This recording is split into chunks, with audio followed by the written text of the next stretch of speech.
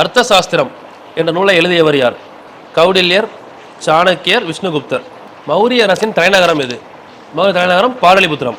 இதில் தான் பார்த்தோம். நிறுவியவர் யார்? உதயன். பாடலிபுத்திரத்தை கேபிட்டலாக மாற்றினவர் யார்? காலசோகர். அதுக்கப்புறம் வந்தவங்க தான் யார்? நந்தர்கள். அதுக்கப்புறம் தான் மௌரியர் வருவாங்க. மௌரிய பேரரசினை தோற்றுவித்தவர் யார்? சந்திரகுப்த மௌரியர். இதில் தோற்றுவிக்க உதவியவர் யார் அப்படின்னு கேட்டாங்கன்னா இவர் கௌடில்யர், சாணக்கியர், விஷ்ணுகுப்தர். உதவி அசோகர் ஒரு பிரகாசமான நட்சத்திரம் போல் இன்றும் ஒளிர்கிறார் அப்படின்னு சொன்னவர் யாரு? H.G. வெல்ஸ்.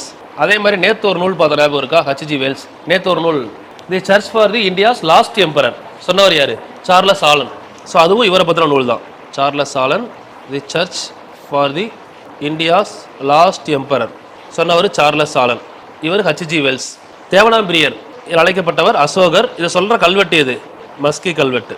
மஸ்கி கல்வெட்டில் தான் தேவனாம்பிரியர் தான் அசோகர் அப்படின்னு சொல்லியிருப்பாங்க, சொல்லக்கூடிய கல்வெட்டு. கலிங்க போர் நடைபெற்ற ஆண்டு கிமு 261. அது மாதிரி அலெக்சாண்டர் படையெடுத்து வந்தது கிமு 326.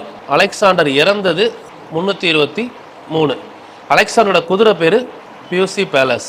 புத்தனுடைய குதிரை பேரு காந்தகா. புத்தர் குதிரை பேரு காந்தகா, அலெக்சாண்டர் குதிரை பேரு பியூசி பேலஸ். அதே மாதிரி ராணா பிரதாப் சிங் குதிரை பேரு சேத்தக். 3 குதிரை பேர் பார்த்துக்கோங்க.